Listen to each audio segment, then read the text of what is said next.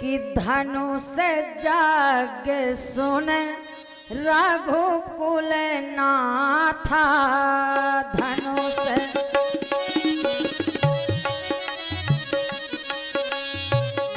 हरस चले मुनि वर के साथा।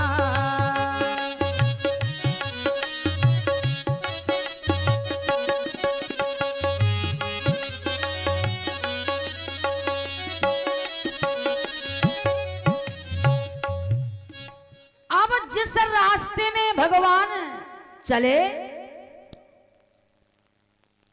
ओ मार्ग महाराज बड़ा विलक्षण है। कैसा विलक्षण है? राम जी ने रास्ते में एक आश्रम देखा।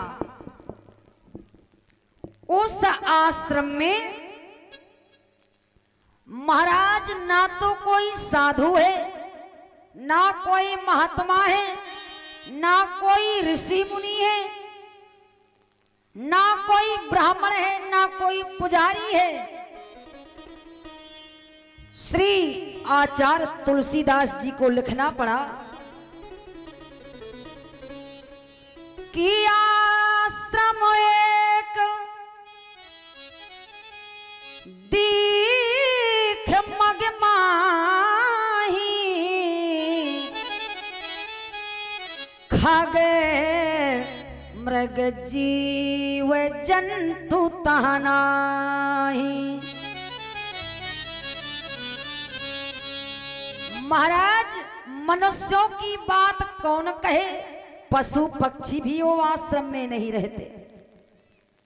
क्या कारण है कि पशु भी वहां नहीं रह सकते? राम जी ने पूछा, गुरुदेव ये आश्रम कैसा है?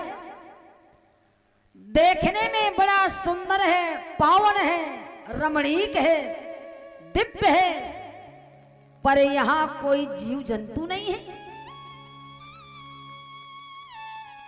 इसका कारण क्या है? महाराज राम जी है परमात्मा और विश्वामित्र जी है महात्मा। इसका तात्पर्य क्या है?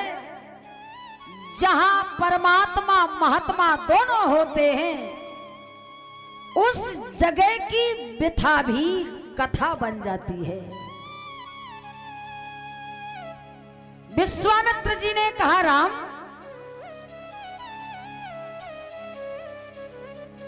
कि पूछा मुनि ने शिला प्रभु देखी सकल कथा मुनि कहा विशेषी। महात्मा विश्वामित्र कहने लगे, राम ये आश्रम श्रापित है। ये वही स्थान है जिसमें महात्मा गौतम ऋषि तपस्या करते थे। इतने तपोनिष्ठ महात्मा थे गौतम ऋषि। उनकी देवी पत्नी का नाम था अहिल्या। इस आश्रम में बहुत काल तक महाराज महात्मा ने तप किया। एक बार इंद्र की नजर गड़बड़ हो गई। अहिल्या का कोई दोष नहीं था। जब गलत व्यवहार किया इंद्र ने अहिल्या के साथ,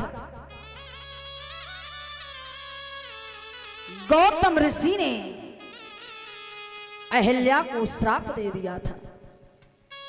ये वही अहिल्या है जो बहुत काल से पाषाण बनी हुई बैठी है। राम जी ने कहा, गुरुदेव मुझे ऐसा लग रहा है कि इसके आंख से आंसू बह रहे हैं। ये क्यों रो रही है, जरा पूछो। श्री तुलसीदास जी बता रहे हैं कि गौतम नारी श्राप बस उपल देह धर धीर, चरण कमल रज चाहत, कृपा करहो रघुबीर, कृपा करहो रघुबीर। राम इसका कोई दोष नहीं था, ये तो इंद्र के द्वारा छली गई थी, इसका उद्धार करो।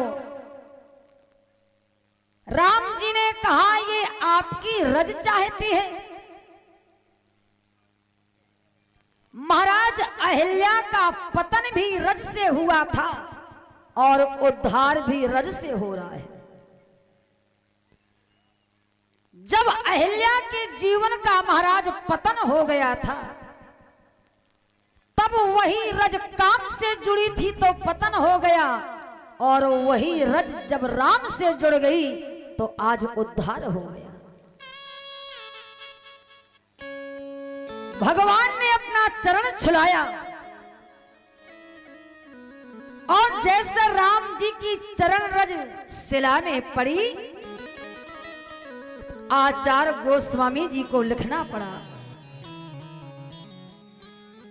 साक्षात महाराज 16 श्रृंगार करके देवी अहिल्या प्रकट हो गई और भगवान के सामने हाथ जोड़ करके स्तुति करने लगी। सरकार, आज मुझसे ज्यादा भाग्यशाली दुनिया में कोई नहीं है। राम जी ने पूछा ये कैसे? तो अहिल्या कहती है, अगर मेरे पति गौतम ऋषि ने मुझे श्राप न दिया होता तो आपके चरण मेरे सिर में नहीं पड़े होते।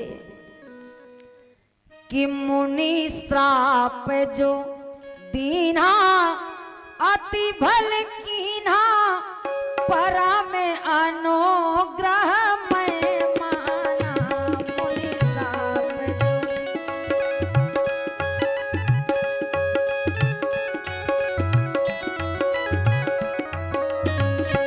अतिशय बड़ भागी, चरणन लागी, प्रगट भई तब पुंज सही।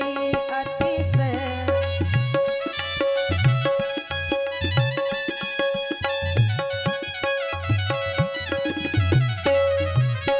अतिशय बड़ भागी, चरणन लागी, प्रगट भई तब पुंज सही।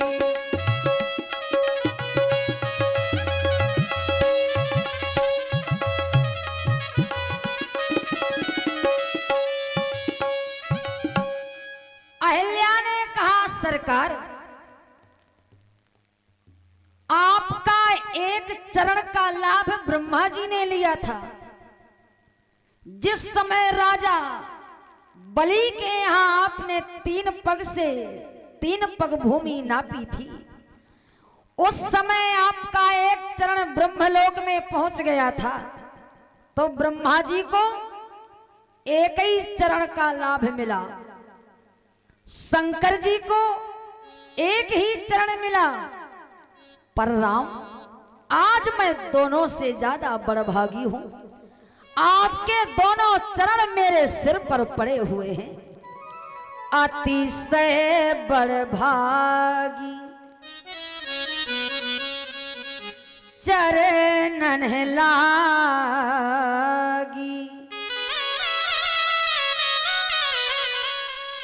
अहिल्या ने कहा, हे करुणा निधान, अगर मेरे पति महात्मा गौतम ऋषि ने श्राप न दिया होता तो आज मुझे आपका दर्शन कैसे होता? इसका मतलब है कि महात्मा का श्राप भी वरदान बन जाता है। भगवान ने अहिल्या को गौतम ऋषि का हाथ पकड़ाया।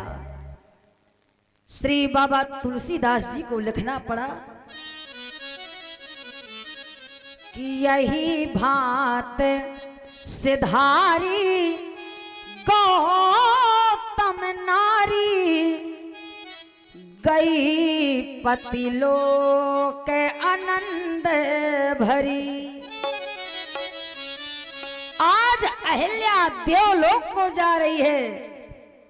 राम जी ने महाराज उसके पति का हाथ अहिल्या को पकड़ा दिया। अगर नारी को मोक्ष मिलता है, सतगति होती है,